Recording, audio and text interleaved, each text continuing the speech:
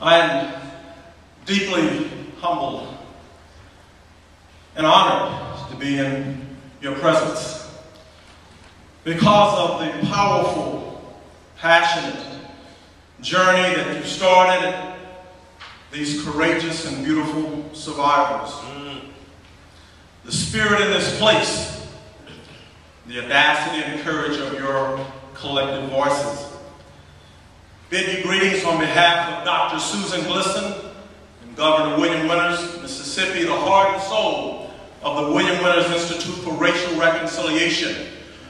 And as I look around this audience, I see some faces that can probably tell their stories better than I can.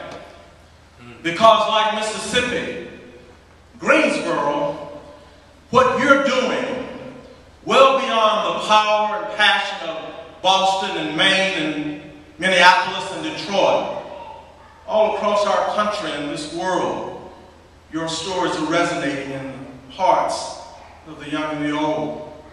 Black, white, brown, red, and yellow. The vision, the passion, the power of your stories really knows no bounds. So never get discouraged because you don't read the right story in the headlines. Or the nightly news doesn't wave your banner. Some of us could probably be dated by a man in this, but there are some revolutions that won't be televised. And this revolution of the heart that is so powerfully present in the church tonight, Pastor, is a forever living testament that those whose lives were sacrifices yet live. That those noble causes that we say our prayers about in the evening and in the morning hours, that our faith is not in vain, that our struggle is not for naught, that we have a voice and a reason to believe and to keep on. So it's really not about what I can tell you about Mississippi, it's what you can tell all of us about what's happening in your hearts and in your homes. One of the things that we did in Mississippi with the Mississippi Truth Project that began in the spring of 2008, that began listening attentively to elders in Greensboro who knew how and when and where to act. A great learning, a great following of what's happening, continues to happen in Greensboro as they came together to begin to lift up the truth about the past in order to create a more inclusive and equitable future.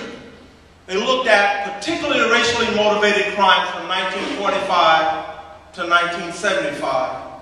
I'm not going to say those names. You know the names, as we know the names in Greensboro.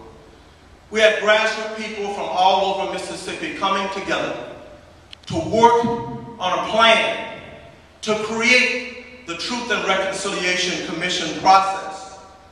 We brought people in from Philadelphia and Macomb, and Greenwood, and the Gulf Coast, and Jackson and Oxford. And what I was brought in to do in support of that, you'll be hearing a lot more because you'll see the mirror of truth learned in Greensboro reflected in what Mississippi is calling the welcome table. The welcome table is our best learning for how to create safe space, how to create what we call a circle of trust, so that people of diverse backgrounds can listen, can learn how to listen, can learn again how to hope, can begin to speak their truth in ways that respects the truth of others, can demonstrate there in Mississippi that the story of Mississippi is larger than the political story, than the textbook story that we've all read. Something that Greensboro is modeling tonight, how we honor and respect and love one another, and holding space in that manner encourages the truth that we dare not say even to ourselves. That's part of all of our learning. As I take my seat, I just want to say, please don't underestimate the power of tonight's gathering. Look around this sanctuary, recognize and see the kindred souls and spirits that are lifting up beautiful song, that are sharing powerful testimony, that are creating action plans and strategies of important work all over this country and the world. We're going to have to learn to live together and to love one another and to work together if our world is going to be saved. I am humbled to the core. I'm deeply honored to listen to you tonight, to take back. Now, I work intimately in Mississippi, but you're reaching another state because I live in Texas, and that's another story.